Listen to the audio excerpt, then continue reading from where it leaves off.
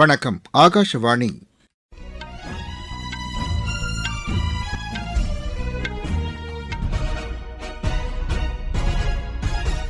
செய்திகள் வாசிப்பவர் ரெங்கநாதன். தலைப்புச் செய்திகள்.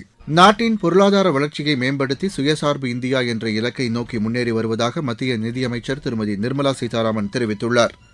தொழிலக உறவுகளுக்கான விதிகள் திருத்த மசோதா இன்று நாடாளுமன்றத்தில் நிறைவேறியது. கல்வித்துறையில் செயற்கை நுண்ணறிவு தொழில்நுட்பத்தை ஒருங்கிணைக்க மத்திய அரசு நடவடிக்கை எடுத்து வருவதாக மத்திய கல்வி அமைச்சர் திரு தர்மேந்திர பிரதான் கூறியுள்ளார். பங்களாதேஷில் இன்று நடைபெற்ற பொதுத் தேர்தலில் பதிவான வாக்குகள் தற்போது எண்ணப்பட்டு வருகின்றன.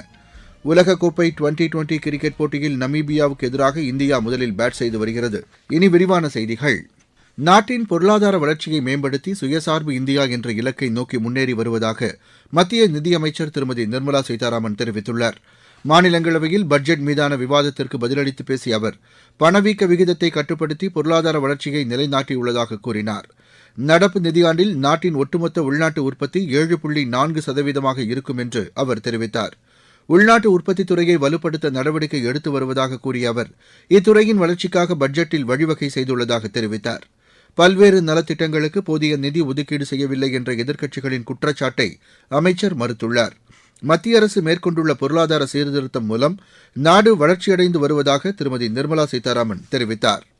தொழிலக உறவுகளுக்கான விதிகள் திருத்த மசோதா இன்று நாடாளுமன்றத்தில் நிறைவேறியது. இம்மசோதா மீதான விவாதத்திற்கு பதிலளித்து பேசிய மத்திய தொழிலாளர் மற்றும் வேலைவாய்ப்புத்துறை அமைச்சர் திரு மன்சுக் மாண்டவியா, தேசிய அளவிலான 17 தொழிற்சங்கங்கள் இம்மசோதாவை வரவேற்றுள்ளதாக தெரிவித்தார். தொழிலாளர்கள் நலனுக்காக இந்த திருத்தங்கள் கொண்டுவரப்பட்டுள்ளதாக அந்த சங்கங்கள் கூறியுள்ளதாகவும் தெரிவித்தார். ஒரு சில தொழிற்சங்கங்கள் மட்டும் இதனை எதிர்த்துள்ளதாக கூறிய அவர், தொழிலாளர்களுக்கான குறைந்தபட்ச ஊதியம் நிர்ணயிக்கப்பட்டுள்ளதாகவும் அதற்கு குறைவாக எந்தவொரு மாநிலத்திலும் ஊதியம் நிர்ணயிக்க இயலாது என்றும் தெரிவித்தார். ஆண்களுக்கும் பெண்களுக்கும் சம ஊதியம் வழங்குவதை இந்த சட்ட திருத்தம் உறுதி செய்துள்ளதாகவும் அவர் குறிப்பிட்டார். குறித்த நேரத்தில் தொழிலாளர்களுக்கு ஊதியம் கிடைப்பதற்கும் இது வழிவகுத்துள்ளதாக அவர் தெரிவித்தார். 40 வயதுக்கு மேற்பட்ட தொழிலாளர்களுக்கு ஆண்டிற்கு ஒருமுறை மருத்துவ பரிசோதனை செய்து கொள்ளவும் புதிய திருத்தம் வகை செய்வதாகவும் அவர் கூறினார். 3வது மற்றும் 4 அடுக்கு நகரங்களில் புதிய வேலைவாய்ப்புகள் இந்த சட்டத்தின் மூலம் உருவாக்கப்படும் என்றும் அவர் குறிப்பிட்டார். கடந்த 11 ஆண்டுகளில் தொழிலாளர்களுக்கான சமூக பாதுகாப்பு கணிசமான அளவில் விரிவடைந்திருப்பதாகவும் அவர் தெரிவித்தார். கல்வித்துறையில் செயற்கை நுண்ணறிவு தொழில்நுட்பத்தை ஒருங்கிணைக்க மத்திய அரசு நடவடிக்கை எடுத்து வருவதாக மத்திய கல்வி அமைச்சர் திரு தர்மேந்திர பிரதான் தெரிவித்துள்ளார். புதுதில்லியில் செயற்கை நுண்ணறிவு தொடர்பான மாநாட்டில் உரையாற்றிய அவர், நமது பள்ளிகளில் 3ஆம் வகுப்பிலிருந்து செயற்கை நுண்ணறிவு பாடம் இணைக்கப்பட உள்ளதாக கூறினார். பிரதமர் திரு நரேந்திர மோடியின் தொலைநோக்கு பார்வையில் செயற்கை நுண்ணறிவு பிரிவில் இந்தியாவை முன்னணி நாடாக மாற்ற நடவடிக்கை எடுத்து வருவதாக அவர் தெரிவித்தார். அடுத்த 5 ஆண்டுகளில் உலக பொருளாதாரத்தில் செயற்கை நுண்ணறிவு $15 டிரில்லியன் அளவிற்கு அதிகரிக்கக்கூடும் என்றும் அவர் கூறினார். நாட்டில் ஒவ்வொரு மாணவரும் செயற்கை நுண்ணறிவு பாடம் கற்க வேண்டியதன் அவசியத்தை திரு தர்மேந்திர பிரதான் வலியுறுத்தினார். அரசு மற்றும் தனியார் துறைகளில் புதுமை கண்டுபிடிப்பாளர்களை ஊக்குவித்தால் மட்டுமே தொழில்நுட்பத்தில் நாடு வளர்ச்சியடைய முடியும் என்று மத்திய வர்த்தக தொழில்துறை அமைச்சர் திரு பியூஷ் கோயல் தெரிவித்துள்ளார்.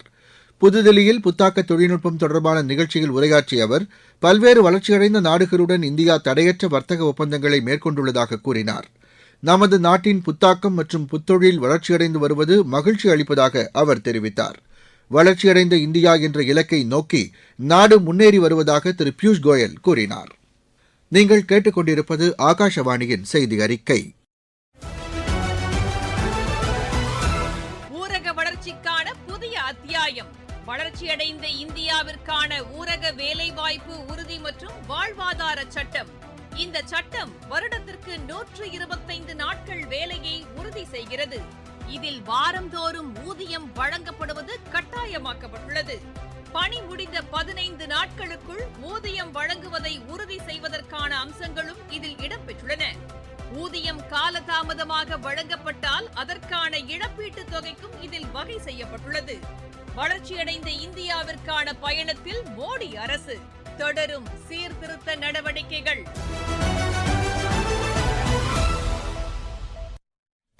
இந்திய அமெரிக்கா இடைக்கால வர்த்தக ஒப்பந்தம் பரஸ்பரம் புரிந்துணர்வின் அடிப்படையில் மேற்கொள்ளப்பட்டுள்ளதாக வெளியுறவுத்துறை செய்தித் தொடர்பாளர் திரு ரந்தீர் ஜெய்ஷ்வால் தெரிவித்துள்ளார். புதுதில்லியில் இன்று செய்தியாளர்களிடம் பேசிய அவர், இந்த ஒப்பந்தம் தொடர்பாக வெளியிடப்பட்டுள்ள கூட்டறிக்கையில் இது தெளிவாக எடுத்துரைக்கப்பட்டுள்ளதாக கூறினார். இந்த ஒப்பந்தத்தை நிறைவேற்றுவதற்கும் இடைக்கால ஒப்பந்தத்தை இறுதி செய்வதற்குமான பணிகள் விரைந்து மேற்கொள்ளப்படும் என்றும் அவர் தெரிவித்தார். இந்த ஒப்பந்தத்தில் அமெரிக்க தரப்பில் மேற்கொள்ளப்பட்டுள்ள திருத்தங்கள் இரு நாடுகளுக்கும் இடையே இந்த வர்த்தக ஒப்பந்தத்தில் உள்ள புரிதலை வெளிப்படுத்தியுள்ளதாகவும் அவர் கூறினார். பங்களாதேஷ் பொதுத் தேர்தல் பற்றி குறிப்பிட்ட அவர், அந்நாட்டில் தேர்தல் நியாயமாகவும் சுதந்திரமாகவும் நம்பகத்தன்மையுடனும் நடைபெற வேண்டும் என்பதையே இந்தியா விரும்புவதாக கூறினார். புதுதில்லியில் இம்மாதம் நடைபெறவுள்ள இந்தியா செயற்கை நுண்ணறிவு தாக்கம் தொடர்பான உச்சி மாநாட்டில் பிரதமர் திரு நரேந்திர மோடியின் அழைப்பின் பேரில் பிரேசில் அதிபர் திரு லூயிஸ் இனாசியோ கலந்து கொள்ள இருப்பதாகவும் வரும் 18ஆம் தேதி அவர் புதுதில்லி வரவுள்ளதாகவும் திரு ரந்தீர் ஜெய்ஷ்வால் தெரிவித்தார். இந்தியா அமெரிக்கா இடையிலான இடைக்கால வர்த்தக ஒப்பந்தம் நாட்டின் பொறியியல் ஏற்றுமதியை குறுகிய காலத்தில் மேம்படுத்தும் என்று பொறியியல் ஏற்றுமதி மேம்பாட்டுக் குழுமத்தின் முன்னாள் தலைவர் திரு அருண்குமார் கரோடியா தெரிவித்துள்ளார். எமது செய்திப் பிரிவுக்கு அவர் அளித்த பேட்டியில், பிரிவு 232 கீழ் உள்ள பொருட்களுக்கான வரியை மாற்றியமைப்பது குறித்தும் இரு நாடுகளும் விரைந்து முடிவெடுக்கும் என்று நம்பிக்கை தெரிவித்தார். கேலோ இந்தியா திட்டத்திற்காக நடப்பு நிதியாண்டில் இதுவரை 628 கோடியே 91 லட்சம் ரூபாய் செலவிடப்பட்டுள்ளதாக மத்திய விளையாட்டுத்துறை அமைச்சர் திரு மன்சுக் மாண்டவியா தெரிவித்துள்ளார்.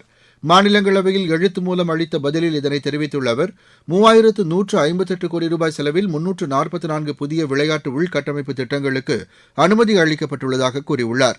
இத்திட்டத்தின் கீழ் 322 பயிற்சி மையங்கள் செயல்பட்டு வருவதாக அவர் தெரிவித்துள்ளார். விளையாட்டு வீரர்களுக்கு பயிற்சி அளிக்கும் வகையில் வருடந்தோறும் 6,28,400 ரூபாய் செலவில் சிறப்பு திட்டம் செயல்படுத்தப்பட்டு வருவதாகவும் திரு மன்சுக் மாண்டவியா கூறியுள்ளார். உணவு பதப்படுத்துதல் துறை தொழில்நுட்பத்தின் மேம்பாட்டிற்காக மத்திய அரசு பல்வேறு திட்டங்களை செயல்படுத்தி வருவதாக அத்துறைக்கான இணையமைச்சர் திரு ரவ்னீத் சிங் தெரிவித்துள்ளார். மக்களவையில் எழுத்து மூலம் அளித்த பதிலில் இதனை தெரிவித்த அவர், தஞ்சாவூர் தேசிய உணவு பதப்படுத்துதல் தொழில் கல்விக் கழகத்தில் 55 லட்சம் ரூபாய் மதிப்பிலான திட்டம் செயல்படுத்தப்பட்டுள்ளதாக கூறியுள்ளார். மேலும் பழங்கள் மற்றும் காய்கறிகளை பாதுகாப்பாக கொண்டு செல்வதற்கான 53 லட்சம் ரூபாய் மதிப்பிலான திட்டமும் செயல்படுத்தப்பட்டு வருவதாக திரு ரவ்னீத் சிங் தெரிவித்துள்ளார். புதுச்சேரியில் வரும் நிதியாண்டின் முதல் 5 மாதங்களுக்கான நிதி ஒதுக்கீட்டு மசோதாவிற்கு புதுச்சேரி சட்டப்பேரவையில் குரல் வாக்கெடுப்பு மூலம் ஒப்புதல் பெறப்பட்டது. முதலமைச்சர் திரு என் ரங்கசாமி இம்மசோதாவை தாக்கல் செய்தார். நடப்பு நிதியாண்டில் கூடுதல் செலவினங்களுக்கு இம்மசோதாவில் நிதி ஒதுக்கீடு செய்யப்பட்டுள்ளது. நிதி ஒதுக்கீட்டு மசோதா நிறைவேற்றப்பட்ட பின் புதுச்சேரி சட்டப்பேரவை மறுதேதி குறிப்பிடாமல் ஒத்திவைக்கப்பட்டது. பங்களாதேஷில் இன்று நடைபெற்ற பொதுத் தேர்தலில் பதிவான வாக்குகள் தற்போது எண்ணப்பட்டு வருகின்றன. காலை 7:30 மணிக்கு தொடங்கிய வாக்குப்பதிவு மாலை 4:30 மணி வரை நடைபெற்றது. பங்களாதேஷில் 299 தொகுதிகளில் 1981 வேட்பாளர்கள் போட்டியிட்டனர். ஒரு சில சம்பவங்களைத் தவிர வாக்குப்பதிவு பொதுவாக அமைதியாக நடைபெற்றதாக அங்கிருந்து வரும் தகவல்கள் தெரிவிக்கின்றன. நேபாளத்தில் அடுத்த மாதம் நடைபெறவுள்ள பொதுத் தேர்தலுக்காக 3ஆம் கட்ட உதவியை இந்தியா அளித்துள்ளது. நேபாளத்திற்கான இந்திய தூதர் திரு நவீன் ஸ்ரீவத்சவா தேர்தல் பணிகளுக்காக 270 வாகனங்களை நேபாளத்திற்கு இன்று வழங்கினார். காட்மாண்டுவில் நடைபெற்ற நிகழ்ச்சியில் நேபாள உள்துறை அமைச்சர் திரு ஓம் பிரகாஷ் இதனை பெற்றுக் கொண்டார். இதில் நேபாள ராணுவத்திற்கான 50 ட்ரக்குகளும் அடங்கியுள்ளதாக மத்திய அரசு கூறியுள்ளது. உலகக்கோப்பை டுவெண்டி கிரிக்கெட் போட்டியில் நமீபியாவுக்கு எதிராக இந்தியா முதலில் பேட் செய்து வருகிறது. தில்லியில் நடைபெற்று வரும் இப்போட்டியில் டாஸ் வென்ற நமீபியா இந்தியாவை பேட் செய்ய பணித்தது. இந்தியா சற்று முன் வரை 2 ஓவரில் 1 விக்கெட் இழப்பிற்கு 25 ரன் எடுத்துள்ளது. பிரான்சில் நடைபெற்று வரும் சர்வதேச டென்னிஸ் போட்டியில் இந்தியாவின் ஸ்ரீராம் பாலாஜி, ஆஸ்திரியாவின் நீல் ஓவர்லீட்னர் இணை அரையிறுதிக்கு முன்னேறியுள்ளது. சென்னை சர்வதேச சேலஞ்சர் டென்னிஸ் போட்டியில் இந்தியாவின் நிக்கி கலியாண்டா, தாய்லாந்தின் ப்ரூச்சியா இசாரோ இணை அரையிறுதிக்கு முன்னேறியுள்ளது. இப்போட்டியின் ஆடவர் இரட்டையர் பிரிவு காலிறுதி ஆட்டத்தில் இந்த இணை 6-4, 6-1 என்ற செட் கணக்கில் இந்தியாவின் பத்ரிநாத் அபினவ் சஞ்சீவ் இணையை வென்றது. சென்னையில் நடைபெற்று வரும் சர்வதேச டேபிள் டென்னிஸ் போட்டியில் இந்தியாவின் ஸ்னேஹித், அகாயா முகர்ஜி ஆகியோர் 2வது சுற்றுக்கு முன்னேறியுள்ளனர். மீண்டும் தலைப்புச் செய்திகள். நாட்டின் பொருளாதார வளர்ச்சியை மேம்படுத்தி சுயசார்பு இந்தியா என்ற இலக்கை நோக்கி முன்னேறி வருவதாக மத்திய நிதியமைச்சர் திருமதி நிர்மலா சீதாராமன் தெரிவித்துள்ளார். தொழிலக உறவுகளுக்கான விதிகள் திருத்த மசோதா இன்று நாடாளுமன்றத்தில் நிறைவேறியது. கல்வித்துறையில் செயற்கை நுண்ணறிவு தொழில்நுட்பத்தை ஒருங்கிணைக்க மத்திய அரசு நடவடிக்கை எடுத்து வருவதாக மத்திய கல்வி அமைச்சர் திரு தர்மேந்திர பிரதான் கூறியுள்ளார். பங்களாதேஷில் இன்று நடைபெற்ற பொதுத் தேர்தலில் பதிவான வாக்குகள் தற்போது எண்ணப்பட்டு வருகின்றன.